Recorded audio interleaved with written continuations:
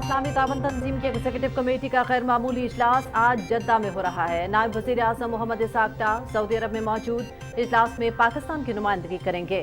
Isaac डार की Medina Munawwara में रोज़ा रसूल सल्लल्लाहु अलैहि वसल्लम पर हाजिरी, जबल ओहद पर शुहदाए ओहद को खिराज अकीदत।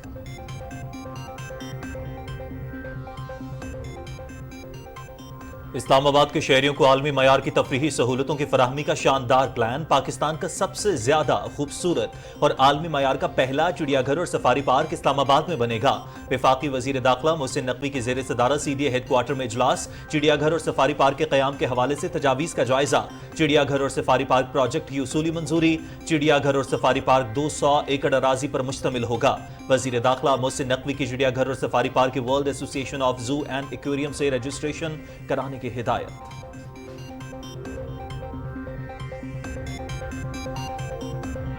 हुकूमत डिजिटलाइजेशन की पॉलिसी पर अमल पैरा है। डिजिटलाइजेशन का फरोग तरक्की और शफाफियत के लिए नागुज़ीर हो चुका है। इसका माशी तरक्की से बहुत गहरा ताल्लुक है।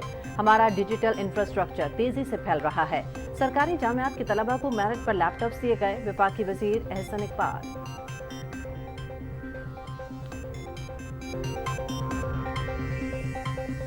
CM Maryam Nawaz free wifi का लाहौर और कसूर के बाद अब ननकाना साहब में आगाज। वज़ीर आला का लाहौर में मज़ीद 250 मकामात पर फ्री वाईफाई सर्विस शुरू करने की हिदायत। ननकाना साहब में पहले फेज में 5 मकामात पर safe city free wifi functional हो गया। साल के आखिर तक 18 शहरों में सेफ सिटी अथॉरिटी कायम कर दी जाएगी।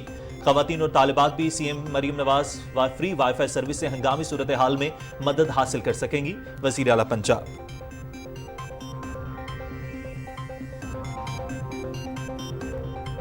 बांग्लादेश में अबूरी हुकूमत की तश्कील। नोबेल इनाम याफ्ता डॉक्टर मोहम्मद यूनुस अबूरी हुकूमत के सरबराह मुकर्रर। अबूरी हुकूमत के क़याम का फैसला ऐवान सदर में मुशावरती इजलास में हुआ। तीनों मुसल्लह अफवाज के सरबराहान और तलबा तहरीक के रहनुमाओं की शिरकत। अबूरी हुकूमत के बाकी अरकान का फैसला मुख्तलिफ सियासी जमातों से मुशावरत के बाद किया जाएगा। बांग्लादेशी मीडिया।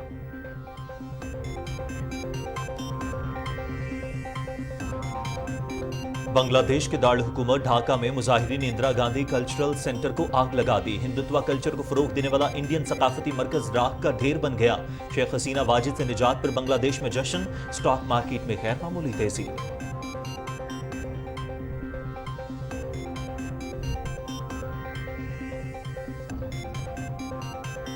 बांग्लादेश और भारत के सरहदी इलाकों में कर्फ्यू नाफिज, हालात कशीदा। भारत और बांग्लादेश की 4000 किलोमीटर से ज्यादा तवील सरहद पर भारत की border security force high alert. मशरकी रियासत वेस्ट बंगाल के सरहदी इलाकों की सूरत हाल नहायत कशीदा। सरहद पर सामान की नकलो हरकत रोक दी गई। बांग्लादेश से मुल्हिका भारतीय रियासत मेघालय में रात का कर्फ्यू नाफिज।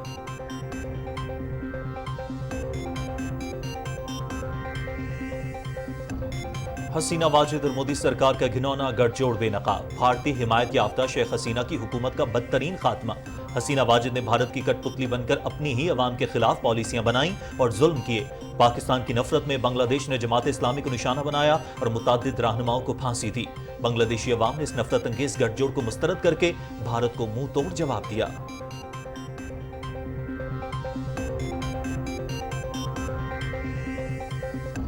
हुकूमत की मुज़ाकराती टीम की कमिश्नर ऑफिस रावलपिंडी में जमात इस्लामी के वफ़द से मुज़ाकरा। वफाकी वज़रा अताउल्लाह तारड़, इंजीनियर अमीर मकाम, अवैस लगारी, वज़ीर दाखिला मोहसिन नकवी, मुस्लिम लीग नून के सीनियर रहनुमा डॉक्टर तारिक फजल चौधरी और वज़ीर आज़म की मीडिया कोऑर्डिनेटर बदर शहबाज वड़ाइच हुकूमती टीम में शामिल।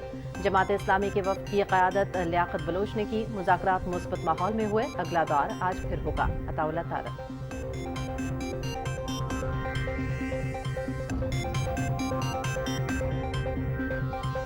मकबूजा कश्मीर के अवाम आज भी बुनियादी ज़रूरियात से महरूम। आर्टिकल 370 की मनसूखी के बाद तरक्की के दावे भी झूठे निकले।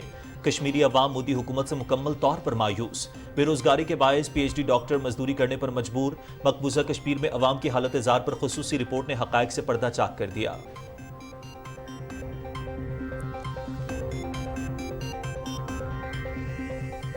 गजा में निहत्ते फ़लस्तीनियों का कत्लेआम जारी। दीरुल बलाह में इजरायली फ़ौज का हमला, 3 फ़लस्तीनी शहीद, 10 ज़ख्मी। हमले में 2 मकानात तबाह। खान यूनिस के मशरक़ी इलाके पर भी बमबारी। शहादतों की इत्तला। मगरबी किनारे में भी काबिज़ अफ़वाज की छापामार कार्रवाइयाँ। नाबलूस में इजरायली फ़ौज की फायरिंग से 1 फ़लस्तीनी शहीद, 2 ज़ख्मी। कुलकलिया में काबिज़ फ़ौज का ज़मीनी हमला।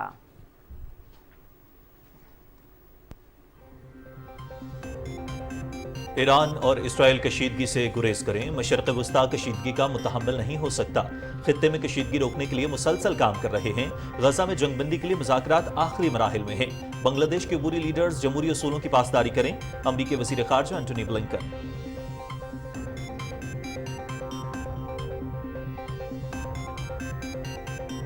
وائٹ ہاؤس نے آصف مرچنٹ کی ٹرمپ پر حملے میں ملوث ہونے کی تردید کر دی۔ آصف مرچنٹ کا ٹرمپ پر قاتلانہ حملے سے کوئی تعلق نہیں، ترجمان وائٹ ہاؤس۔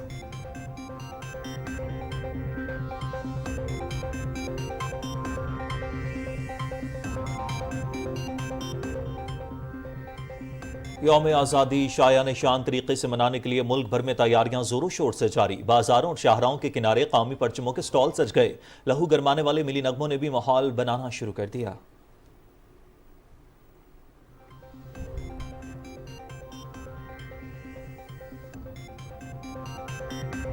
گلگت بلتستان میں بارشوں اور درجہ حرارت میں اضافے سے گلیشیئرز تیزی سے پگھلنے لگے، دریائے گلگت، ہنزا، خزر سمیت تمام ندی نالوں میں پانی کی سطح بلند، متعدد مقامات پر پانی آبادی میں داخل ہو گیا۔ دریائے کٹاؤ سے فصلوں اور درختوں کا بھی شدید نقصان، لوگوں کو دریاؤں اور ندی نالوں کے کناروں سے دور رہنے کی ہدایت۔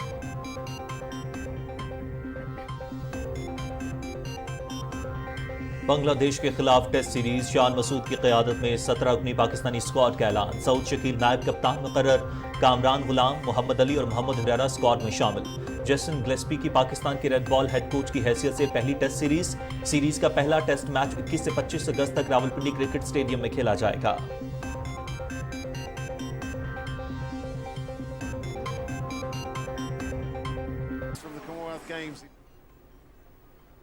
پیرس اولمپکس میڈلز کی دوڑ، امریکہ پہلے، چین دوسرے اور آسٹریلیا تیسرے نمبر پر موجود۔ امریکہ کے 86 تمغوں میں 24 سونے، 31 چاندی اور 31 کانسی کے تمغے شامل۔ چین نے 22 گولڈ، 21 سلور اور 16 برونز میڈلز جیت رکھے ہیں۔ آسٹریلیا کی 14 سونے، 12 چاندی اور 9 کانسی تمغوں کے ساتھ تیسری پوزیشن۔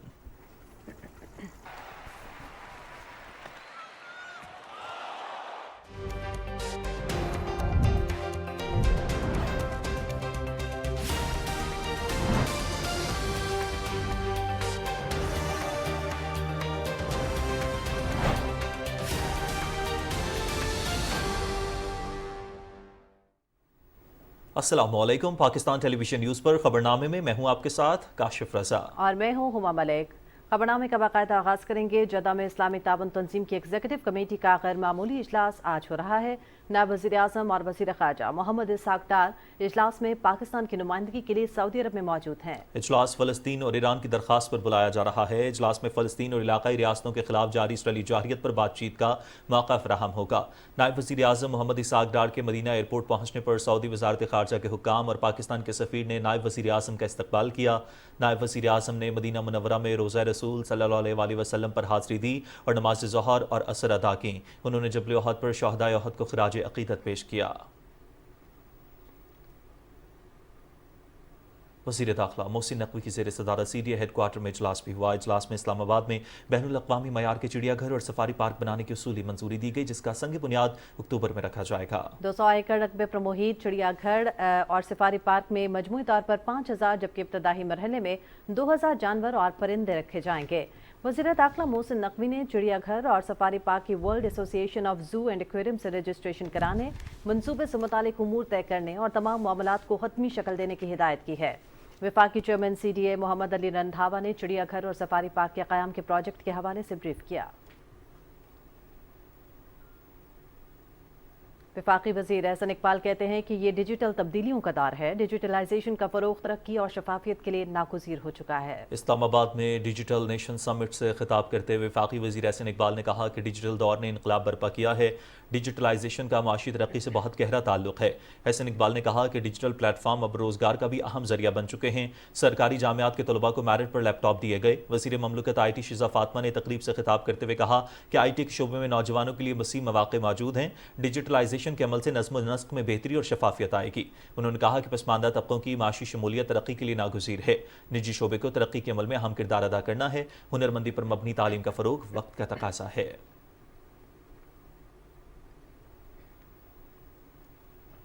वज़ीर ख़ज़ाना मोहम्मद औरंगज़ेब ने कहा है कि मुल्क की मईशत के इस्तेहकाम के लिए निजी शोबे को अपना किरदार अदा करना होगा। इस्लामाबाद में तकरीब से खिताब करते हुए वज़ीर ख़ज़ाना ने कहा कि पाकिस्तान मौसमियाती तब्दीली से मुतासरा मुल्कों की फहरिस्त में शामिल है। क्लाइमेट फाइनेंसिंग के लिए मौसर मनसूबा तरतीब देना होगा। उन्होंने कहा कि IMF के साथ स्टाफ लेवल मुआहदे की मंजूरी रवा माह के आखिर तक हो जाएगी।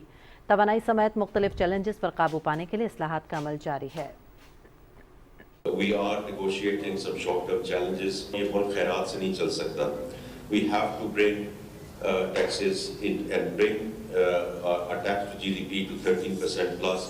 So we come actually into community of nations. इसी तरह जो energy sector reform है, जो power sector में चल रहे हैं, उसमें भी we need to privatize. We need to bring in corporate boards.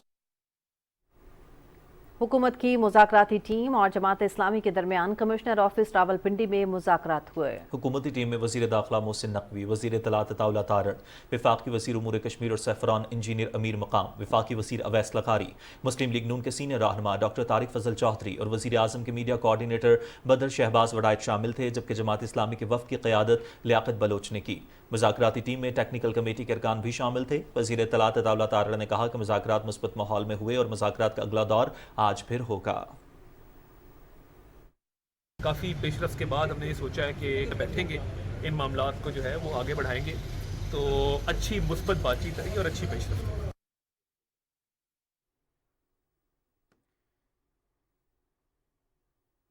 वज़ीर आला पंजाब मरीम नवाज़ की हिदायत पर CM मरीम नवाज़ फ्री वाईफाई का लाहौर और कसूर के बाद अब ननकाना साहब में भी आगाज़ कर दिया गया है। वज़ीर आला मरीम नवाज़ ने लाहौर में मज़ीद 250 मकामात पर फ्री वाईफाई सर्विस शुरू करने की हिदायत कर दी है।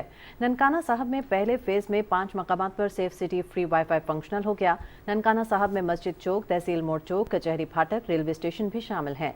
कसूर में फ्री वाईफाई DHQ अस्पताल, women college, new bus terminal, railway station, model बाजार, DC ऑफिस, नेशनल बैंक चौक समेत दीगर मकामात पर मुयस्सर होगा। वज़ीर आला मरीम नवाज़ की हिदायत पर कसूर में मज़ीद 20 पॉइंट्स पर फ्री वाईफाई सर्विस शुरू कर दी गई है। मरीम नवाज शरीफ ने कहा कि लाहौर में 50 लाख से ज़्यादा शहरियों का मुफ्त इंटरनेट सर्विस से इस्तिफादा कामयाबी का सबूत है। उन्होंने कहा कि सेफ सिटीज़ बहुत जल्द रावलपिंडी, फैसलाबाद और गुजरावाला में फंक्शनल करेंगे। साल के आखिर तक 18 शहरों में सेफ सिटी अथॉरिटी कायम कर दी जाएगी। वज़ीर आला ने कहा कि ख़वातीन और तालिबात भी CM मरीम नवाज़ फ्री वाईफाई सर्विस से हंगामी सूरत हाल में मदद हासिल कर सकेंगी।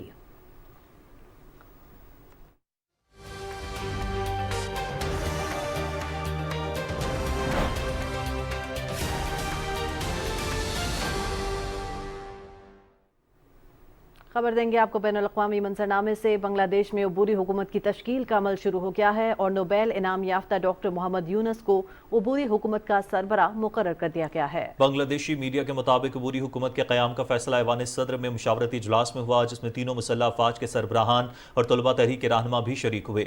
अबूरी हुकूमत के बाकी अरकान का फैसला मुख्तलिफ सियासी जमातों से मुशावरत के बाद किया जाएगा।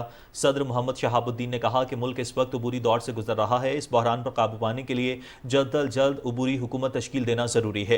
उन्होंने तजवीज़ दी कि मशावरती काउंसिल के दीगर अरकान की नामजदगी को सियासी जमातों की मशावरत से हतमी शक्ल दी जाए।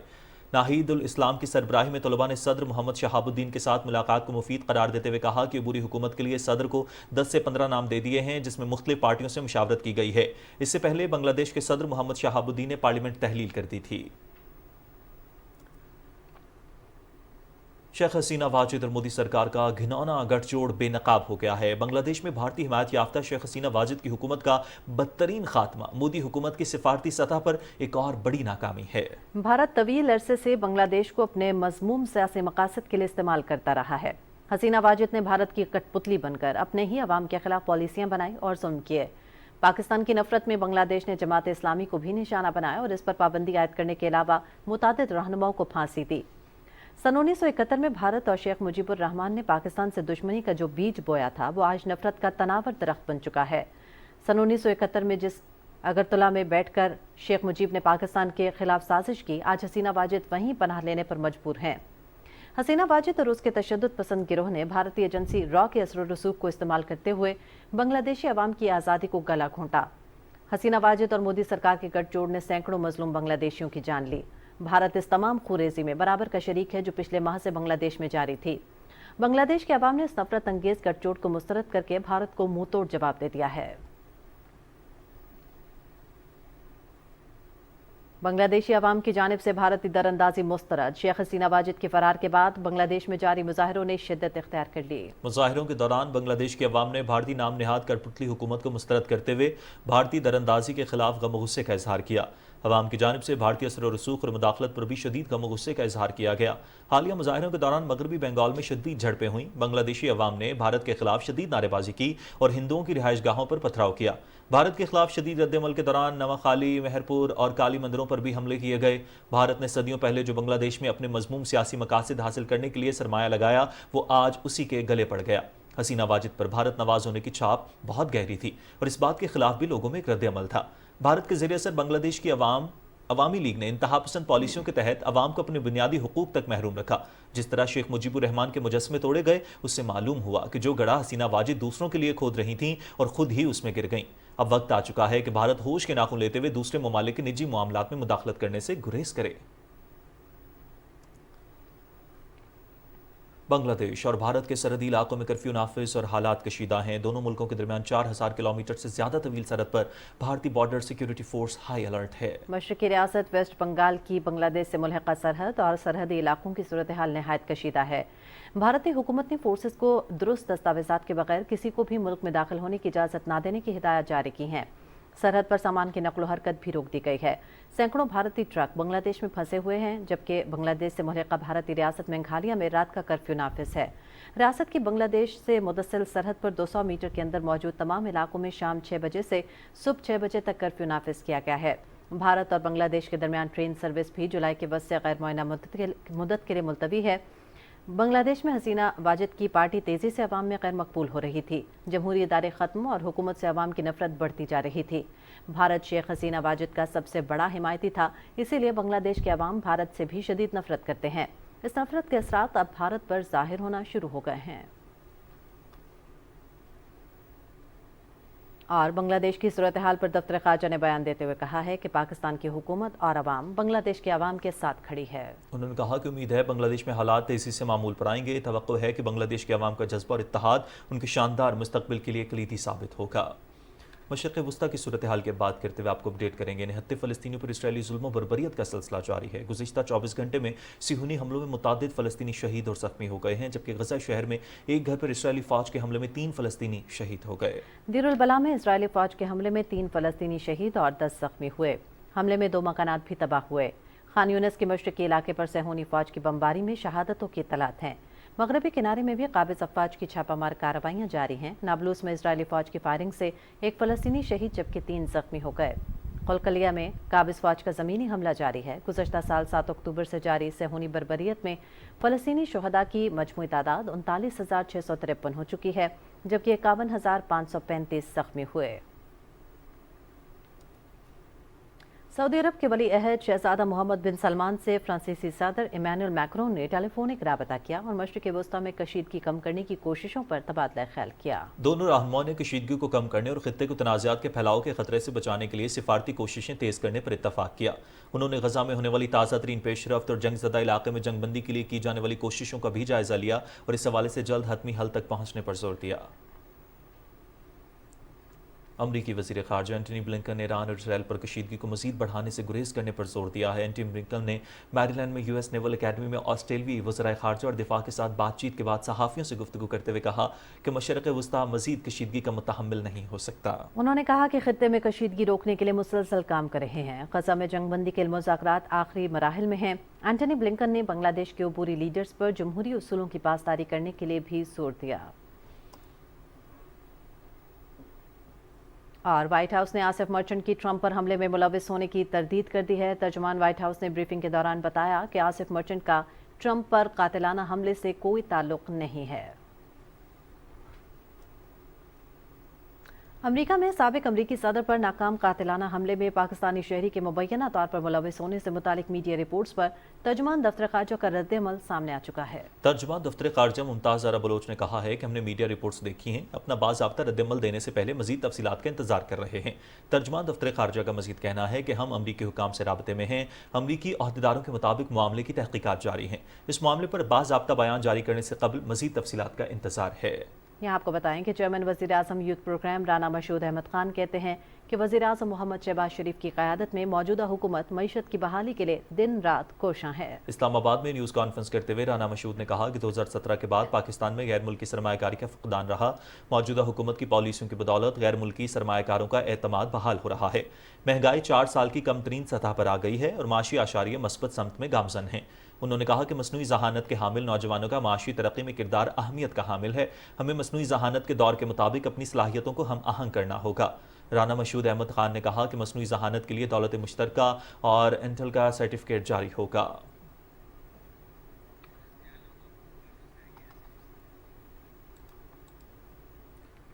SIFC کے تعاون کے باعث پاکستان کی معیشت کو مضبوط بنانے کے لیے عالمی آٹوموٹیو مارکیٹ میں گاڑیوں اور اسپیئر پارٹس کی برآمد شروع کر دی گئی ہے۔ انڈس موٹر کمپنی نے port Qasim authority manufacturing industry میں منعقدہ تقریب میں اپنے اہم برآمدی اقدامات کا اعلان کیا ہے۔ انڈس کمپنی ٹویوٹا فارچونر، ہائلیکس اور کرولا کراس کے ماڈل کی گاڑیاں اور اسپیئر پارٹس براعظم اوشیانہ کے ممالک کو برآمد کرے گی۔ وفاقی وزیر پیداوار رانا تنویر حسین نے کہا کہ انڈس موٹرز پاکستان کی معروف کمپنیوں میں سے ایک ہے۔ حکومت اور SIFC کی پالیسیوں کا مقصد مقامی گاڑیوں اور اسپیئر پارٹس کی برآمد کی حوصلہ افزائی کر کے آٹوموٹیو سیکٹر کو فروغ دینا ہے۔ انڈس موٹر کمپنی کے CEO علی اصغر جمالی نے کہا کہ بین الاقوامی سرحدوں کے پار میک ان پاکستان کا خواب دیکھنا نہ صرف ہمارے لیے بلکہ پاکستان کے لیے بھی ایک بڑا لمحہ ہے۔ انڈس موٹر کمپنی ملک میں مقامی آٹو موبائل کے قیام میں بڑے پیمانے پر اپنا حصہ ڈال رہی ہے، جس میں 50 پارٹس مینوفیکچررز روزانہ 250 ملین روپے سے زائد کے پارٹس بناتے ہیں۔ اس کے ساتھ 57 مجاز ڈیلرز صارفین کو سیلز اور سروس کی سہولت فراہم کرتے ہیں، جن کی بدولت پاکستان بھر میں 4.5 لاکھ سے زائد لوگ برسر روزگار ہیں۔ SIFC اور آٹو موبائل انڈسٹری کا یہ اقدام پاکستان کی معیشت کو محفوظ اور مضبوط بنانے کے لیے امید کی کرن ہے۔ دیگر شعبوں کی طرح SIFC کا آٹو موبائل انڈسٹری میں تعاون بلا شبہ آنے والے وقت میں اس صنعت کو مزید ترقی سے ہمکنار کرے گا۔ چین کے اعلیٰ سطح وفد نے گوادر کا دورہ کیا ہے۔ اس دورے میں مستقبل میں سرمایہ کاری کے مواقع، ترقیاتی programmes, new Gwadar international airport اور پاک چائنا فرینڈشپ ہسپتال سمیت موجودہ منصوبوں کی پیش رفت پر تبادلہ خیال ہوا۔ وفد نے ساؤتھ فری زون اور گوادر پورٹ کا بھی دورہ کیا اور مستقبل کی تجارتی اور اقتصادی سرگرمیوں کے لیے ان کی اہمیت کو اجاگر کیا۔ اس موقع پر چینی وزارت خارجہ کے مسٹر وانگ فوکانگ کی سربراہی میں چینی وفد اور گوادر پورٹ اتھارٹی کے حکام کے درمیان ملاقات ہوئی۔ ملاقات میں چین پاکستان اقتصادی راہداری فیز 2 کے منصوبے پر بھی تبادلہ خیال کیا گیا۔ گوادر پورٹ اتھارٹی کے چیئرمین پاسند خان بلیدی نے گوادر پورٹ کی کامیابی کے لیے پاک چین اقتصادی راہداری کی اہمیت کو اجاگر کیا۔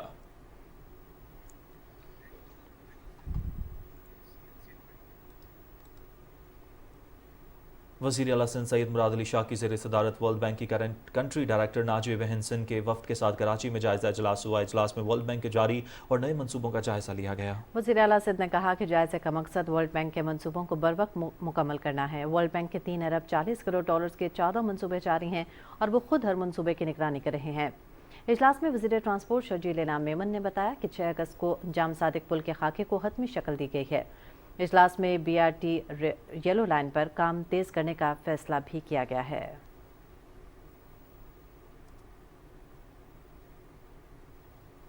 ناظرین، بھارت گزشتہ 7 دہائیوں سے زائد عرصے سے مقبوضہ جموں کشمیر پر ناجائز طور پر قابض ہے۔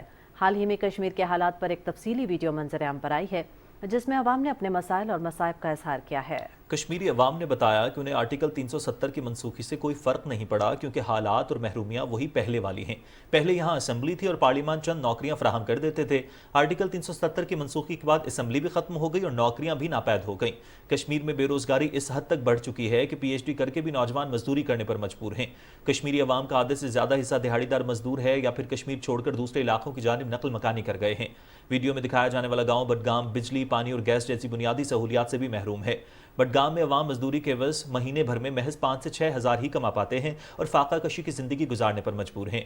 کشمیری شہریوں نے بھارتی حکومت پر تنقید کرنے سے بھی انکار کر دیا، کیونکہ ایسا کرنے سے ان کی جانوں کو سنگین خطرات لاحق ہو سکتے ہیں۔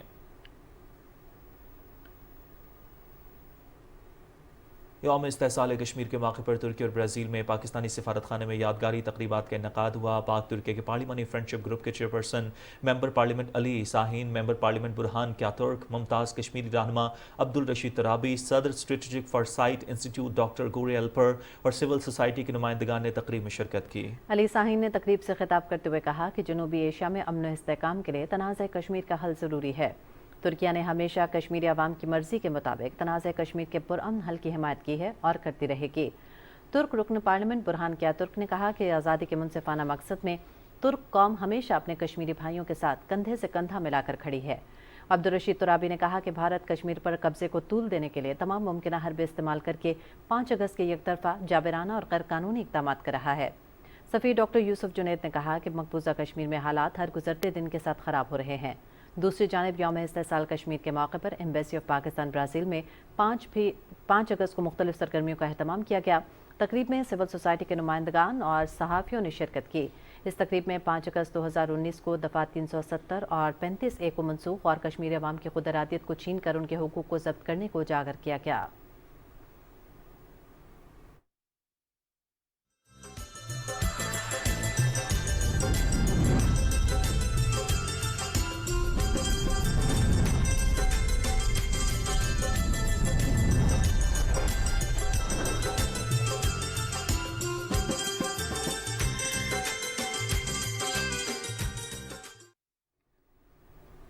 جی تو جشن آزادی کس طرح سے منایا جائے گا؟ حکومت بلوچستان لا رہی ہے گرینڈ آزادی نائٹ۔ 13 اگست کی رات بگٹی اسٹیڈیم میں ہوگا جشن کا سما۔ کوئٹہ میں 13 اگست کی رات کو 4 چاند لگنے جا رہے ہیں۔ پاکستان کے بڑے ستارے ساحر علی بگا اور آئمہ بیگ اپنا جلوہ دکھائیں گے، جبکہ لیلا خان، صوفیہ کیف اور وہاب بگٹی بھی پرفارم کریں گے۔ اس کے ساتھ بلوچستان کے cultural performances, mix martial arts کے ساتھ ساتھ اور بھی بہت کچھ ہوگا۔ 13 اگست بگٹی اسٹیڈیم کوئٹہ میں آئیں اور اس بہترین آزادی سیلیبریشن کا حصہ بنیں۔ لیلا خان، صوفیہ کیف اور وہاب بگٹی کی ہوگی لائیو۔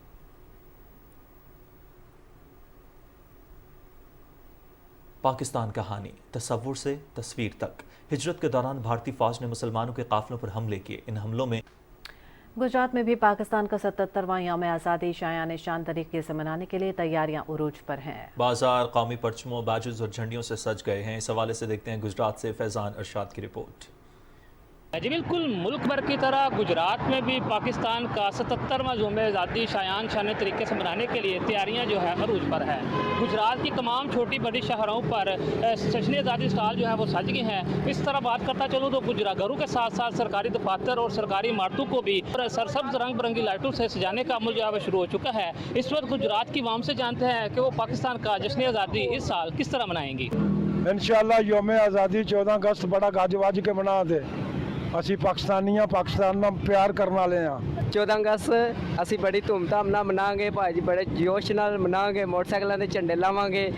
14 اگست بڑے اچھے طریقے نال مناواں گے۔ پاکستان زندہ باد۔ جیسے زندہ قومیں ملک کا جشن آزادی مناتی ہیں، ہم بھی اسی طرح ہی جوش و جذبے سے یہ جشن آزادی منائیں گے۔ جی بالکل، شہریوں کا یہی کہنا ہے کہ اس سال جو ہے جشن آزادی ہم بھرپور احسن طریقے سے منائیں گے اور جوش کے ساتھ منائیں گے۔ Faizan Irshad, Pakistan television news, Gujarat.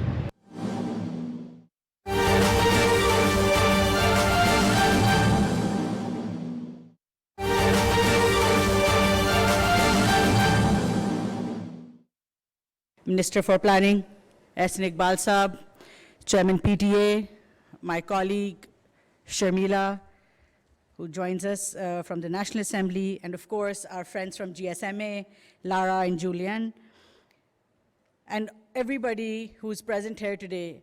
I would like to welcome you, and especially our guests from GSMA. Welcome to Pakistan, Lara. You've been here, you're here for the first time. I've met Julian before, so welcome, and I hope that you have a good time here. First of all, I'd like to congratulate everyone who's been a part of this journey in arranging this summit today, the GSMA Summit in Islamabad. And I would like to now make a speech where I'll really regale you with the details of Pakistan's telecom and IT sector. But I would hope for a much franker and honest discussion, because this is the tone that I would like to set for the GSMA Summit, and this is the tone that we have set at the ministry and at the government at large. Frank conversations, honest conversations, dialogue that helps us move forward. In Pakistan today, yes, we have achieved a remarkable progress with over 80% tele-density and over 190 million subscribers. And our broadband customers also continue to grow. There's also a stack of value-added services in Pakistan that is digitally available to citizens, which is continuously generating economic activity and raising the freelancing gig economy. These services, I'm going to go in the detail when I talk about the national digitization process, but they're really increasing at a pace that is truly tremendous and has led to Pakistan's exports reaching record high this year. However, we also realize that the financial sector, that the financial status of our telecom sector is under pressure. And we understand and we're cognizant of the fact that our telecom sector and our friends from the sector are not only independent businesses, but are an integral part of our economic activity. They are an integral part for our socio-economic development as well. And they fully deserve the financial space. And I aim to bring this win-win mentality to the sector. And when I say the win-win mentality, of course, the win on the government side is all capitalized because you all know who you work for. But I would also, on a serious note, like to say that my ministry is fully committed to policy that enables an ecosystem that really allows our businesses to thrive, whether they're telecom, whether they're IT, whether they're digital services. And we hope to create an environment where all these businesses are happy and willing to work with us, academia, and our people in order to generate services, including all citizen services, whether it's merchant digitalization to digital payments, and most importantly, closing the gender digital divide. And in all of this, the two most important things that are closest to my heart are the issues of inclusion and financial inclusion and mobile ownership. Mobile ownership and internet accessibility will always remain the basis and foundation of any architecture that we want to build on top. And financial inclusion, especially that for our women and marginalized groups and those living in rural areas, in far-flung areas and lesser developed areas of Pakistan, will always remain the key to the development of the country.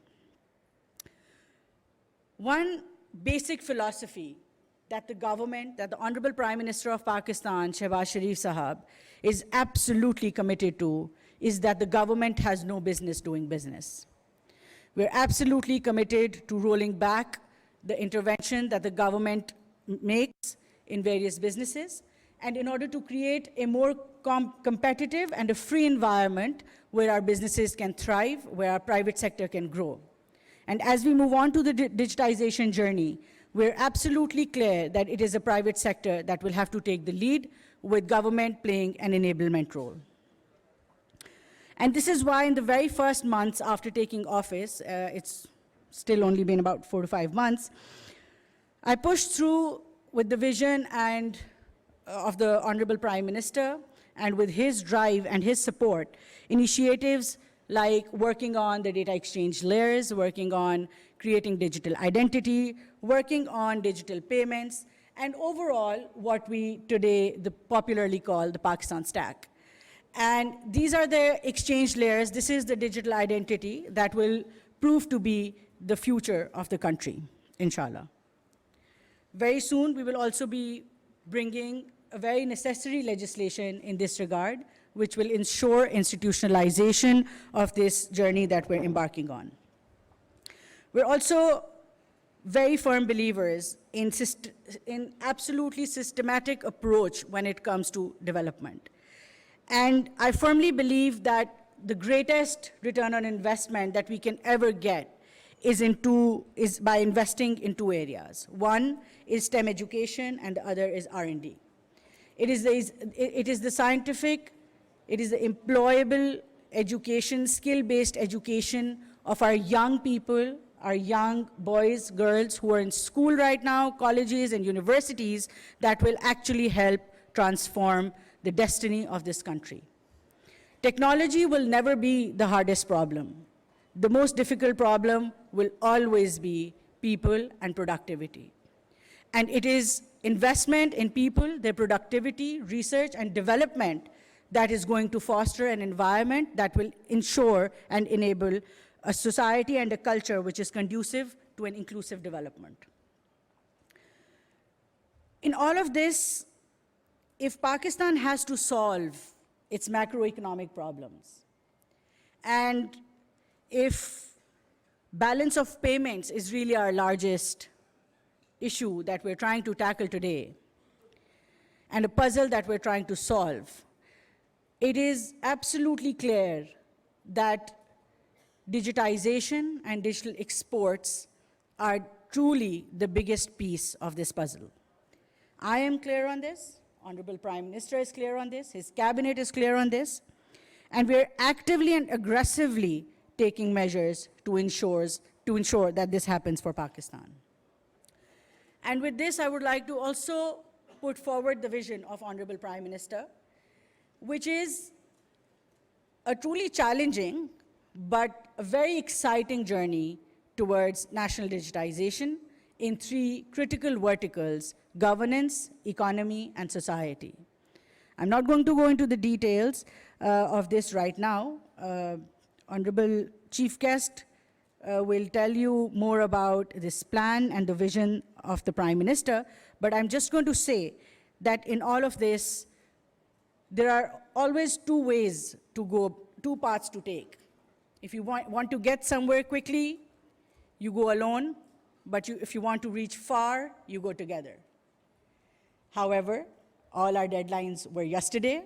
All of you who've worked with the Prime Minister know that. So we have to go far, but we have to go quickly. And with that, I would like to request all of you to be a part of this journey. We are absolutely committed to collaborations, to local alliances, and also international partnerships. We understand the value of working together. We understand the value of collaborating. And we also are absolutely, it's a firm belief that there is no other way forward except that everybody moves together with a single goal on a single pathway. And there's no doubt that mobile is our future. I would like to reiterate the fact that the foundation of all of this will always be mobile services and accessibility to devices, whether we talk about the gender digital divide, we talk about accessibility, we talk about inclusion, we talk about affordability. This is something that we can never, never forget. And how amazing is a smartphone? This is an absolute genius of a human invention. It really, truly brings the world to your doorstep. It allows you to do business from behind the 4 walls, sitting in a village where no road ever reached. It allows you to get educated in places where schools do not exist. It allows you to really think, relentlessly create, and absolutely really let go and unlock each and every potential that all of us hold. And with this understanding is why we keep focusing on accessibility in terms of internet, in terms of devices, which are absolutely critical to any growth path that we would ever want to take. There are multiple projects that we're undertaking, including projects like Smartphones for All, which is in the process. Honorable Prime Minister's vision also remains that affordable devices is something that we all need to focus on. We're grateful to our telecom operators who are cooperating, PTA, which is an essential part of this, the whole project. We're working on trying to ensure that all our students, young people, have access to affordable laptops, tablets, so that their education and their employment is ensured at all levels. With this, I would like to once again thank our honorable guests from GSMA, congratulate everyone who's made today possible, but I would like to especially thank some people who are really the driving force. You know, I'm the person who comes on the stage and makes this speech, but there's quite a few people who are actually doing the work behind us, and I feel that it's always important to ensure and acknowledge their hard work. I would like to really thank the Pakistan Telecom Authority and the chairman, Major General Hafiz, for his unwavered support and commitment, not only to the sector, but also always there to give a candid advice and always there as a helping hand. I would like to thank my team at the ministry. We have our secretary sitting here, Madam Aisha Moriani, and we have our members who sit here, our staff that sits here, our staff from 9 different departments that are allied with the ministry. They are truly working day and night to make all of this possible. It is not just a coincidence that Pakistan every month makes strides and sets records when it comes to IT exports. I would also like to thank all of my private sector advisories. One of the things that I had to do as soon as I joined office was to make different private sector advisories. And I see quite a few members sitting here from those advisories as well. So there's one where we have this technical advisory with all the telecom operators and CEOs and heads of different IT companies. We have a policy advisory with senior public policy consultants and academicians. And we have an expat advisory where our Pakistani expats in different parts of the world are there to help us and support us and guide us as we move along the way. I would also like to thank our international partners, without whom all of this will not be possible as we take on, and I repeat, this challenging yet a very exciting journey as we move on towards Digital Nation Pakistan. Thank you very much for listening to me, and I wish you a very good summit ahead. Bismillah ar-Rahman ar-Rahim. Madam Shaza Fatima, Minister of IT and Telecom, Mr. Julian, Ms. Lara, Mr. Hafizur Rahman, esteemed guests, industry leaders, policy makers, innovators, ladies and gentlemen, Assalamu alaikum. First and foremost, I would like to extend my heartfelt gratitude to GSMA for organizing this pivotal summit in Pakistan. Your dedication to discussing and charting a strategic roadmap for Pakistan's digital empowerment is commendable. Now, I am in a fix because the learned speakers who have come before me have shared with you all the pearls of wisdom. And whatever was left you have seen in the films. So I am wondering what is left for me to say. But I have a reputation to defend that whenever a politician finds an audience and a mic, he must speak. So therefore, you will have to bear with me. Today we stand at a significant crossroads, one that reflects our unwavering commitment to a national digital transformation.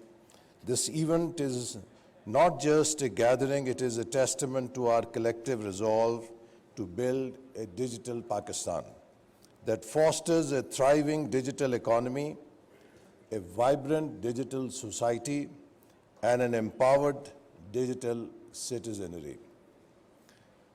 Around the world, nations, cities are embracing the digital revolution, each with unique concepts and approaches.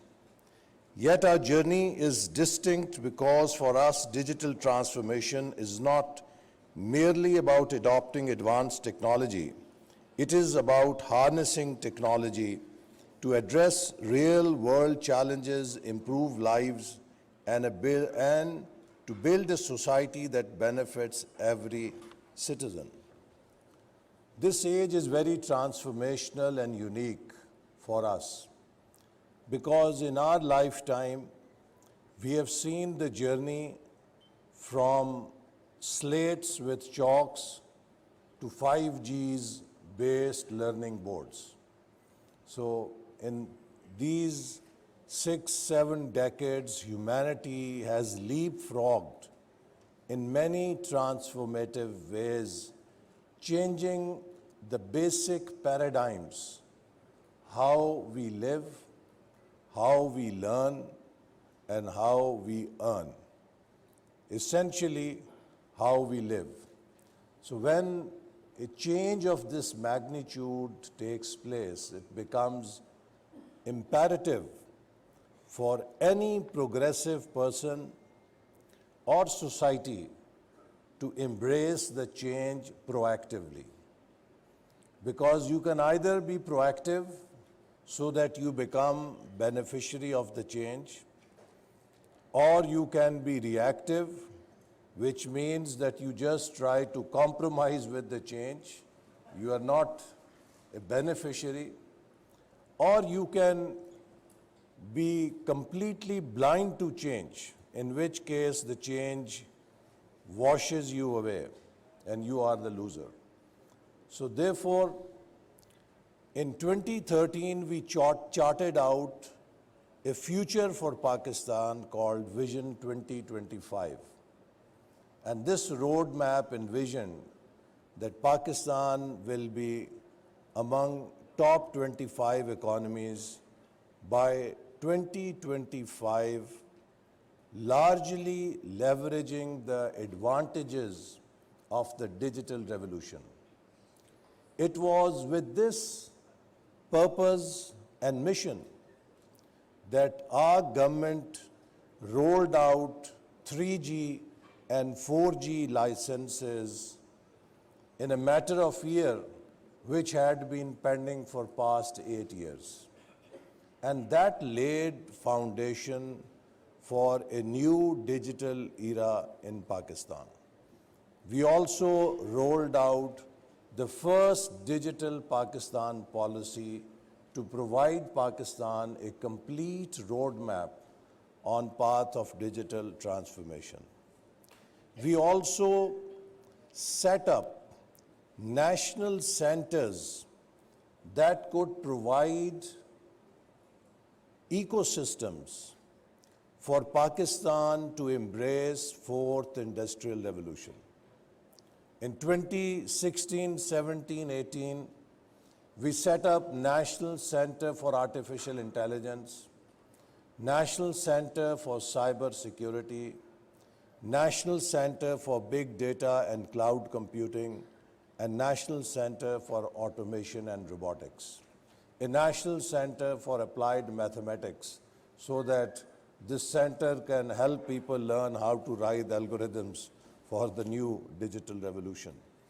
And I'm very happy to say that these national centers have today created a significant ecosystem out of which startups are now coming out, and they have helped us develop a human resource, a critical mass of human resource in these very important transformational drivers of digital revolution. Just as oil was the fuel of industrial revolution, data and information is the fuel of digital revolution. So we are equally concerned with creating and building information highways in the country so that we are able to enable this digital revolution with fast flow of information and data, and provide access to information and data to people all across the country. Digital transformation is a critical pillar of Pakistan's future. It enables us to create jobs, spur innovation, and uphold our values in a rapidly evolving world. Our vision for a digital Pakistan is deeply rooted in the 5 E's National Economic Transformation Plan, a comprehensive national economic strategy. One of the key pillars of those 5 E's is E-Pakistan, which is focused on transforming Pakistan into a knowledge economy through digitalization. By leveraging technology, we aim to shift from a traditional economy to one that thrives on knowledge, innovation, and digital capabilities. The impact of digitalization on economic development is profound. According to the World Bank, a 10% increase in broadband penetration can lead to 1 to 2% increase in GDP growth in low and middle income countries. Moreover, the World Economic Forum notes that digital transformation could generate over $100 trillion in value for both industry and society by 2025. These figures underscore the immense potential of digitalization in driving economic prosperity in societies in today's world. Our vision for a digital Pakistan is anchored, as you just learnt, on three core components: a digital government that enhances public services. As Vice President Al Gore said, that a government which does not make people stand in line but brings them online. A robust digital economy that nurtures a thriving technology ecosystem and talent pool, and a digital society that is fully prepared to embrace digitalization. From infrastructure to services, from manufacturing to human resource development, from supporting governance to empowering citizens, Digital Pakistan is poised to open new horizons of opportunities for our people. Today, affordable smartphones and widespread internet access has laid the foundation for this vision. With over 20 data centers, 192 million mobile cellular subscribers, and internet penetration rate of over 60%, our digital infrastructure is expanding rapidly. Moreover, the exponential growth in 3G and 4G services, 105% over the last 5 years, illustrates our nation's readiness to leap into the digital future. And I must compliment the role of mobile network operators in helping us expand the coverage to far and remote areas, except that I continue to have debate with CEO Jazz about connectivity in Narowal.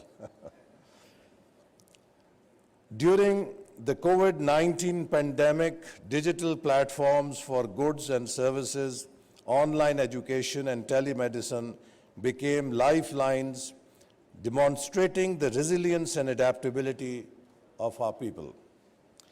As we embark on this transformative journey, we must recognize the boundless potential of our youth and the entrepreneurial spirit that defines our nation.